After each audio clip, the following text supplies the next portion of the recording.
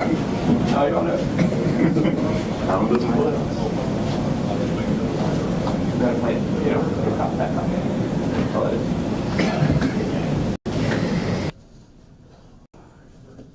Zach, are you set back there? Audio's a little weird. Mic check, just travel. Mic check, 1, 2, 3. Audio. I don't know what to do. How's that? Max, can you do one more mic check? Yeah. Mic check, 1, 2, 3. Oh, I had it a second ago. Can you put that where it was? Do it now. There we go. That looks.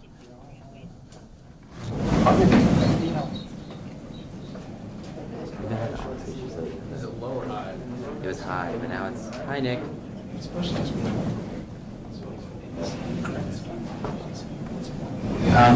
My audio were really high and then they were gone. So I'm trying to find it. I want to make sure this sounds okay.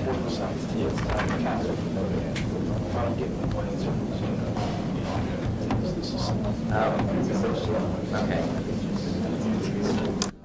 That's not my plus 48. Zach, you got about a minute before I step back. Okay.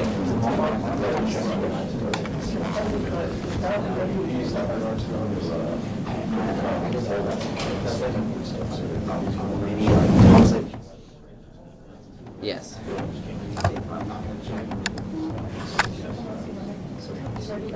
Yes. It's on mic plus 48. Yes. Hey, Al, I'm gonna step to the back here in a second.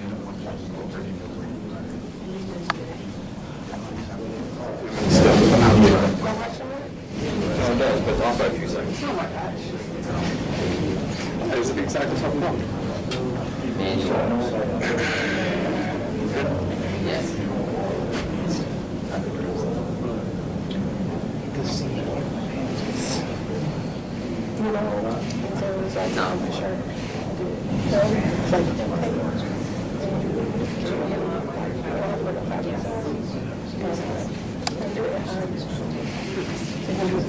I have to. They're on this side. It's only on like one side. It's a new XLR cable. Maybe we'll just use it that way. I gotta go. Okay.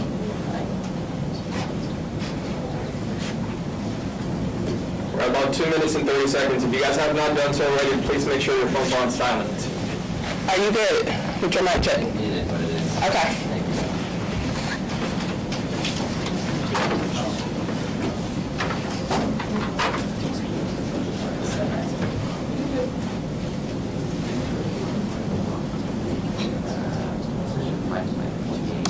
No. Line. But line kills it totally, I think. Does it? You on mic or line? Yeah, I've tried them all. We on mic level?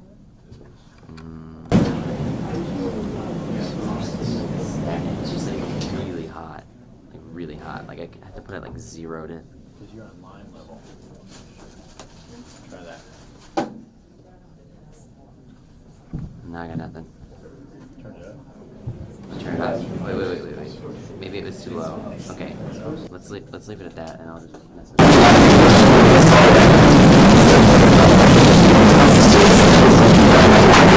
Should I put it on line now? That looks normal. That looks good. Okay. Top is line, bottom is mic. The camera you I switch plugged it. him in the mic earlier, but I wasn't getting anything. Okay. Thank you guys.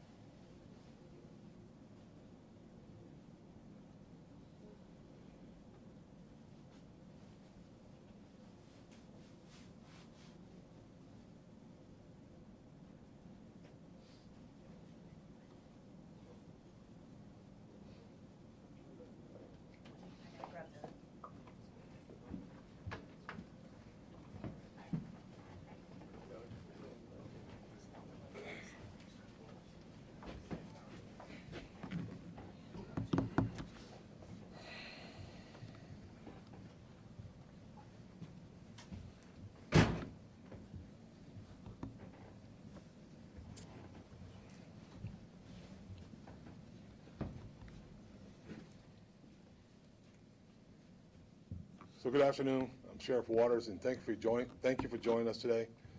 We're here to discuss a murder investigation, or the conclusion of one of our murder investigations. And I want to thank the Pringle family for being here with us this morning, and let you know that our hearts are with you and your family. And now Chief Alan Parker is going to give you the details of the investigation. Chief. Thank you, Sheriff. Good afternoon. I'm Alan Parker, Chief of Investigations for the Jacksonville Sheriff's Office. Today we announced the clearance of the double murder that occurred in San Marco area of Jacksonville, tragically taking the lives of Paige Pringle and Tara Baker. Since these murders occurred on August 9th, the dedicated detectives of JSO's homicide unit have worked tirelessly to run down every investigative avenue in the hopes of providing answers to the deceased victims' family members. Homicide detectives have identified the person who perpetrated these murders as Ty Christopher Head, and you'll see him here on the screen. However, detectives cannot arrest Head as he took his own life the day after these double murders. While we cannot provide the deceased victims' family members with justice through the court system, it is our solemn hope that by providing them with some factual answers concerning these murders, we can impart to them some sense of peace. Because of the great public interest in these murders, we want to share the known facts and circumstances of this double murder. I will say up front that we do not definitively know why these murders happened. When Head took his own life, he blocked the only avenue for investigators to conclusively answer this question. Murder, even when we understand the motive behind it, is a senseless act of violence. We cannot ever find sense in a senseless act. I'm sharing with you today what we do know about the murders and how the investigation led us to identify Head. At around 1:30 a.m. on August 9th, Paige Pringle was driving on Hendricks Avenue, presumably on her way home, when she stopped at the train tracks due to a passing train. Tara Baker was next to her bike near the train tracks. Head was driving behind Paige Pringle in a gray Volkswagen Passat. While stopped by the train, he parked and exited his vehicle. For reasons unknown to us at this time, he then shot and killed Tara Baker and Paige Pringle. Head then fled the area in his vehicle. Homicide detectives immediately began working this tragic double murder. Initially, the color, make, and model was the only lead that detectives had. Crime scene detectives recovered multiple spent 9mm casings at the homicide scene. Using various law enforcement technologies, detectives worked together with our federal partners at the FBI and ATF to develop Head as a possible suspect. Because we want to protect the integrity of our investigative tools, I will not share the details of which technologies were utilized to identify Head. After identifying Head as a potential suspect, investigators quickly learned that Head owned a gray Volkswagen Passat, which matched the description of the suspect vehicle. Additionally, they learned that Head had shot and killed himself outside of Nashville, Tennessee, the day after the double murder. At that time, we coordinated efforts with Wilson County, Tennessee Sheriff's Office.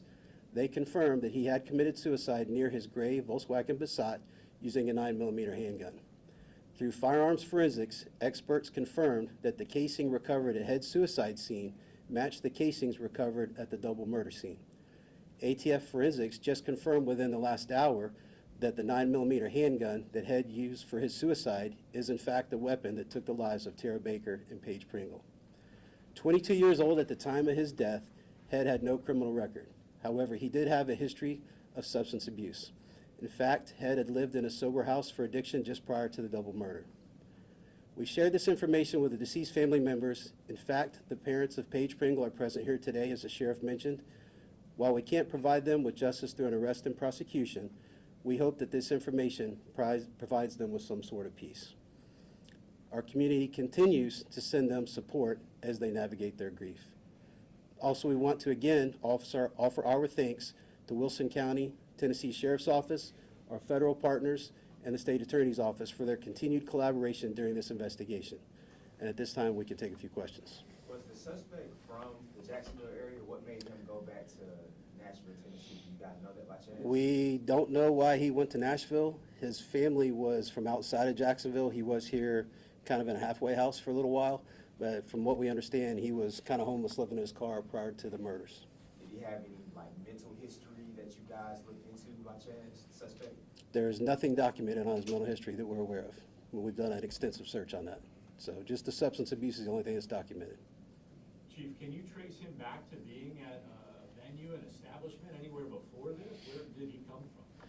He was, well, like I said, he was in a halfway house out at Jack's Beach for the weeks leading up to this, and then a few days before, it sounds like he had gone into a homeless state and was kind of just out and about in his car and living in his car. So where he was specifically prior to this, we don't know. That night, you don't know where he came from? No, that's still being looked at.